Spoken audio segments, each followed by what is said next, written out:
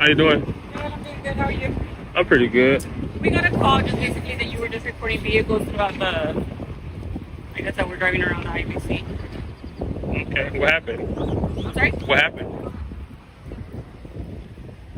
What happened? Yeah, what happened? It was just that we had received a call that you were reporting vehicles while they were passing by the IBC. Okay. Are you from the area? Yeah. Yeah. Mm-hmm. Do you have an idea on you just at this special that I'm in contact with you? This is a consensual encounter? No, we actually got a call. How come it's not consensual? Well, because we had parties that were asking for me to check out with you. Is there a crime being broken? No, there isn't. So it's consensual then, right? Well, it's not consensual because if it was consensual, then that would be just me making contact with you without me being dispatched to you. Well, since there's not a crime, then you have no investigation, right? Well, no, that's the reason why I'm here. I didn't know that you were standing behind the IBC bank. Is suspicion a crime? No, it's not. So you have no reason to be here, right? No, I do. I'm advising you that I got a call. Oh, okay. So I think what you would do is make contact with them then. No, because I don't know. Oh. So you just got an anonymous call. Dispatch, just dispatch. Okay. Well, I don't really give ID. Well, you're required to right now because obviously I got a call. It's not a consensual encounter. I'm only required to give ID. I believe it's 3802 Penal Code. I'm only required to give an ID if I'm lawfully arrested.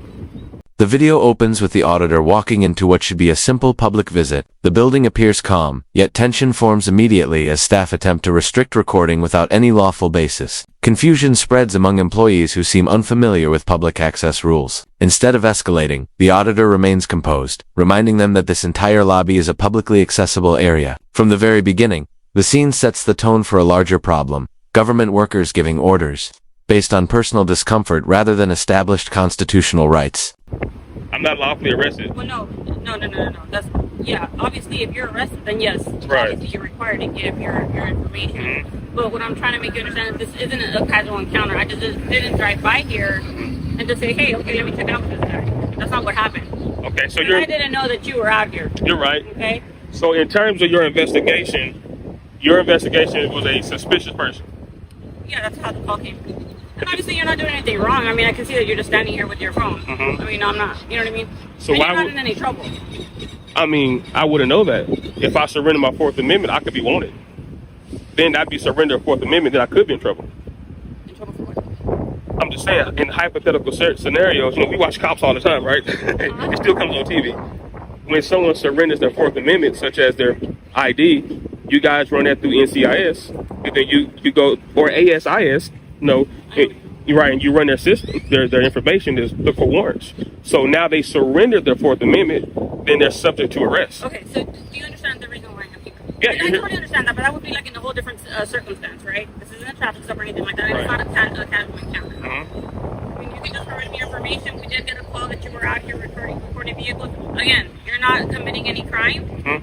The only thing is that I got dispatched here. Okay. No rings. You're not married? No, sir. Why not? No need to be. No need to be? Oh, wow. Woo. If you don't mind, I'll be out of your hair. It's kind of hot out here, and you can continue. Hey, it's a good shade. Look at this shade tree. Unfortunately, I cannot assist you with your investigation. That's not my job. I'm not going to do that. So even identifying me will be assisting you with your investigation. Well, the thing is that I don't know you personally. You're not supposed to. I'm a private citizen. Yeah, of course. So right. What I'm saying is I got dispatched here. Well, you got to know. So it's not a consensual encounter, right? You do have to identify, is what I'm saying. I don't have to identify. Because it isn't a How long you been an officer? Encounter. A few years. Few years. As the auditor continues documenting the area, employees insist he stands only near a vending machine. Attempting to create an imaginary filming zone, their instructions lack any legal backing, revealing their misunderstanding of public photography laws. The auditor pushes back respectfully but firmly, asking for clarity they cannot provide. Their repeated refusal to answer his questions demonstrates the knowledge gap between public servants and the rights they are sworn to uphold. The situation grows increasingly tense, yet the auditor remains steady, determined to complete his story without yielding to unlawful directives. Part 3. I got a question. This is hypothetical speaking. I'm not insinuating nothing. This is a hypothetical conversation. When officers encounter a member of the public, and a member of the public explains to them their right. Okay. I can hear you. I can Oh. multitask. Okay. Name? How's it going, bro? Officer Mugia, Badge number? 746. 747. What was your badge number? 747. Okay, just like a hypothetical question. I'm not insinuating nothing, but when officers encounter a member of the public and the member of the public state their rights or a penal code, why do officers never think that they're police? Is it because there's a code of conduct that says if you're a police, you wouldn't do this? If you're a police, you wouldn't be out here with a camera doing what you're doing. Is that like an internal thought process? I have no idea what you're talking about. I don't even know. Wow. So no one. So when I rewind this and play this, you're saying I gave an incomplete sentence? That's not what I'm saying, sir. Well, then why don't you know what I'm talking about? So right now we're obviously you're going off topic, right? I'm supposed to because you have no reason to be here. I do. I just explained that to you. We got a phone call, Mhm. right? Mhm. It's just somebody concerned. That's all it is, right? And now you're here. And now I'm here. So it's not a consensual encounter, like I mentioned. I just didn't drive by here and decide to talk to you. You did. I did. I actually got I just got here. So It's a little too loud for us to just roll by and talk to people. we just came into shift anyway. So Well, the reason I say you did is because no one gave you a citation of a law being broken or a policy being broken. Therefore, for you to drive past and observe, you observe the suspicious person, which is me. You see no crime. He was given no crime. no. And you observe the suspicious person, which is me. And since you observed the suspicious person, Yeah, I got you. No, like hey, y'all body cameras rolling? yeah. Okay. Like she just finished explaining to you, we just got a call, right? You know, so whenever we get a call, you know, you're matching description, we just, you know, come say what's up, right? Make sure you're good, you know what I mean? But listen, I want to have a Frustration among staff leads to the threat of calling police and overreaction to a camera in a public building. Instead of backing down, the auditor encourages them to proceed, confident he has broken no rules. Employees begin contradicting each other, unsure who made the call or why. Their nervous behavior highlights how deeply they misunderstand the law. Meanwhile, the auditor stays calm, reminding them he has visited before and experienced similar resistance. His message is simple: transparency is not a threat, and recording in public spaces is not a crime. a lower level conversation, real quick. This Got you. is my hypothetical question. Why is it that when officers are called to the scene, even if it's not a crime, like what I'm doing right now, why is it that when you engage with a member of the public, when the member of the public state their rights, and if I state penal code, if I state case law, why is it that police officers never think, is he a police officer? It's almost like you guys just be like, he's not a lawyer, he's not a police officer, whatever he's saying. Why is it that type of like posture? Yeah, no, I mean, we listen to people, right? It's a part of our job, you know, every single day.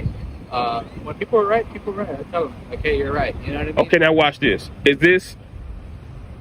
this a consensual encounter? No, it's not. Okay, Just because it's a call for service. right, because it's a call for service. Yeah. But when it's a call for service, you guys are here to enforce the law. Not necessarily. Then what else do you enforce? So like reasonable suspicion, right? What's reasonable? Reasonable? That's articulable reason It's just what a suspicion. reasonable person would believe. You know what I mean? If they had a penal code reason, It's in the penal code. it says articulable suspicion that a crime is being committed or about to be committed. I don't know the definition textbook off my head, right?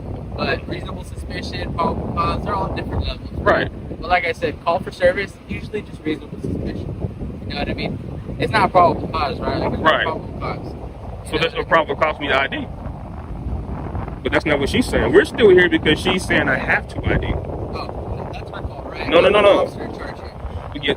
She's officer in charge, Yeah. but you still have a duty to correct any erroneous mistakes. Yeah. So right, so I don't see any mistakes going on here. Right? you just said I don't have the ID. I just told you she said I have to. Now you say you don't see a mistake. Well, that's her call. Maybe she sees something that I don't. I don't know what to call you. Yeah. How you doing? You're gonna be good if we leave. Yeah. Look, like I mentioned before, you're not committing a crime, right? And you're obviously aware of that, right? Right. You obviously got concerned citizens. When officers arrive, they are given incomplete and inaccurate explanations from staff. The auditor clarifies the situation, explaining that he has not interfered with any operations and has only walked through publicly accessible areas. Despite this, employees still attempt to enforce boundaries that do not legally exist. The auditor stresses that public workers cannot create their own zones of restriction simply because they are uncomfortable. His goal remains consistent: Finish documenting the environment, highlight public accountability, and correct the ongoing misunderstanding surrounding First Amendment rights. You're recording, right? But no, So- you're nice. But my thing is this. When a member of the public engages with law enforcement, we should be able to give our understanding also in such a way to you guys shouldn't be in a hurry to leave. Because if there was a real investigation, if I was breaking the law, you guys would take your time to detail a police report, what they call them, witnesses. You guys would take your time to get a full report. Sometimes our hands are limited, right? Like I mentioned earlier, it was just a concerned citizen, so we don't have any information to go based on. Right. I know that, but I'm saying, like, since you don't have that, We don't, and so that's the call came out. Mhm. I'm matching your description. You're obviously holding a camera, you're Right. recording, so that's all we have. That's all we have to work on right now. So that's why I'm making contact with you right now. But for future reference, I just want you to know that that is not enough to ID someone. Okay. And I think you know that. I think you probably got to update it. It just I think it makes it easier, right? And like I mentioned, you're not in any trouble, like you had mentioned. Mhm. I'm trying to make contact with you. Right. At the end of the day, I'm doing my job. No, you are. But see, Right. part of your job is to enforce accurate law. If you're misinterpreting the law, now you're violating someone's rights unknowingly. You can do it knowingly or unknowingly. Like this gentleman, when you went to the car, he said, "I did not have to ID." Now, that's counterproductive to what you said. So then when I told the gentleman, well, tell her that, then he said, well, it's not my stop. See, now we have a difference of understanding here. We got two law officers saying two different things. That is a problem. You should be on the same page. And then he said he doesn't know the exact penal code verbiage, articulable suspicion. That's another bad thing because you have to know that to make a proper investigation or proper arrest. I just went into my business. Are you prior law enforcement? Or are you just something that you just study because you like it? I'm definitely, I've been in government. Okay. Perfect. Yeah, I've been in government, and so. So look, like I mentioned, you're not in any trouble, and you haven't committed a crime, right? Like I had mentioned before. Officers, recognizing the auditor from previous encounters, try to determine his intentions. He explains that he simply wants them to educate the employee who made the initial complaint. He reminds them that their oath is to uphold constitutional protections, not support personal feelings or unlawful commands. The auditor makes it clear he is not there to create a disturbance. He is only ensuring public employees respect the rights of the citizenry. Once the officers confirm he is not breaking any laws, the room's tone slowly begins to shift. You're gonna be good. We But won't have to that's be called not after. good enough Well, the thing is that because you gave misinformation. How did that? You said I did not have to ID. Did you say that? And then when I said, well, tell her that, there's no proper cause. So then why did you say I have to ID? Well, because it wasn't a casual encounter. It just make it easy. That's not a legitimate circumstance. I want to know the right answer. So I'm trying to get you guys to get on the same page. That's what I'm trying to do. I want to know, why did you say I don't have to ID, and why are you saying I do have to I ID? did get dispatched. He didn't get dispatched. Doesn't matter. He's law enforcement. Well, yeah, but what I'm saying is he probably just did a roll by him. I'm pretty sure he didn't get Yeah. dispatched to here. I I have a call. Like I have an actual This is call her that I. responsibility. I mean, there's always an officer in charge for any situation, but that doesn't mean you didn't know what's going on, right? Okay, so like I mentioned, I did get a call. Mhm. I have a call was created for me to make contact with. Mhm. This isn't like I mentioned. I just didn't casually drive up here and I was on the other side of town when this call came in. Right. Right.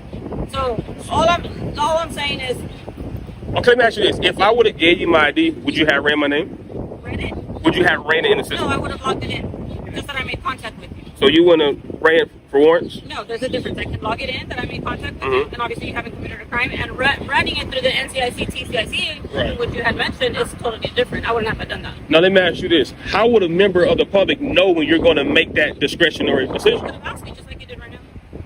But Or you could have probably heard. I've You done log it down. before. I've done it before, and I know. And that's the bad thing about law enforcement encounter. You know, when a member of the public says something that happened in the past, law enforcement says, "Well, that's a different situation." But Which it was.